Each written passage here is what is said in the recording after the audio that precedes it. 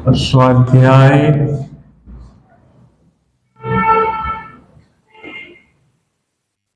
1.2 चलो સૌથી પહેલા જે આપ્યું છે √3 આપ્યું છે √5 આપ્યું છે √5 એ અસમય સંખ્યા છે √5 એ અસમય સંખ્યા છે ઓકે હવે સૌથી પહેલા શું કરવાનું સ્ટેપ બાય સ્ટેપ બરાબર પેલું લાસ્ટ ટાઈમ કર્યું હતું સેમ સ્ટેપ કરવાના આ વખતે આપણે કરીશું તો આપણને દરેક સ્ટેપ યાદ રહી જવા જોઈએ સૌથી પહેલું સ્ટેપ શું લખવાનું ધારો કે √5 એ સમય સંખ્યા છે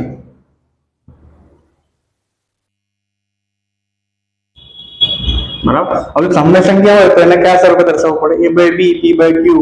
બરાબર માટે √5 = a/b a ભાગ્યા b પછી શું કરવાનું b ને √5 જોડે ગુણી નાખવાનું b √5 બરાબર a બંને બાજુ શું કરી દેવાનું વર્ગ કરી દેવાનો શેપ યાદ રાખો બંને બાજુ વર્ગ કરો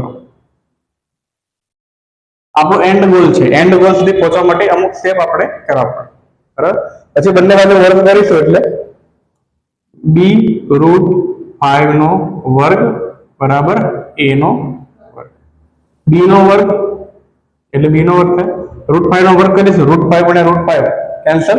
5 બચે 5b નો વર્ગ બરાબર a નો બરાબર પછી b² બરાબર a² ના છેદમાં 5 આ આપણું અહીં સમીકરણ 1 a વર્ગને 5 વડે ભાગી શકાય તો એને પણ 5 વડે ભાગી શકાય a વર્ગને 5 વડે ભાગી શકાય છે તેથી એને પણ 5 વડે ભાગી શકાય ઓકે હવે શું લઈશું a બરાબર 5c ખબર પડી કેવી રીતે લીધું a બરાબર 5c સમીકરણ 1 માં મૂકતા જો આપણને ના ખ્યાલ આવે તો આપણો જૂનો વિડીયો પર જોઈ શકો છો બરાબર a બરાબર 5c સમીકરણ 1 માં મૂકતા હવે સમીકરણ 1 ક્યાં છે આપણું અહીંયા તો b² = 5c નો વર્ગ ભાગ્યા 5 તો b નો વર્ગ બરાબર 5 નો વર્ગ 25 c નો વર્ગ ભાગ્યા 5 પાછું 25 તો b નો વર્ગ બરાબર 5c નો વર્ગ 5c નો વર્ગ ઓકે હવે શું કરવાનું આના પછી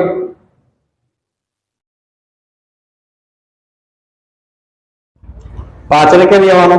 લેફ્ટ સાઈડ ભાગાકારમાં બરાબર b² ભાગ્યા 5 બરાબર c નો વર્ગ અહીંયા b નો વર્ગ કરતા આવશે એ c નો વર્ગ કરતા આવશે એટલું યાદ રાખવાનું કે a અને b ના સામાન્ય અવયવ 5 મળે છે અહીંયા પણ શું લખીશું કે b વર્ગને 5 વડે ભાગી શકાય છે તેથી b ને પણ 5 વડે ભાગી શકાય છે ઓકે હવે શું લખશું કે a અને b નો 5 સામાન્ય અવયવ છે તેથી a અને b વિભાજ્ય સંખ્યાઓ છે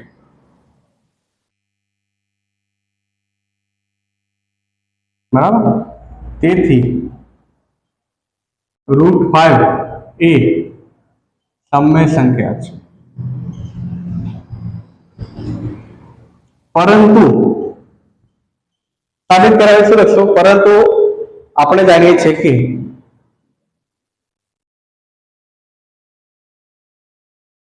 √5 એ અસમય સંખ્યા છે,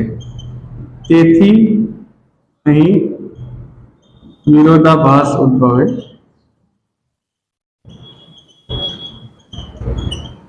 તેથી આપણી ધારણા, આપણી સાબિતી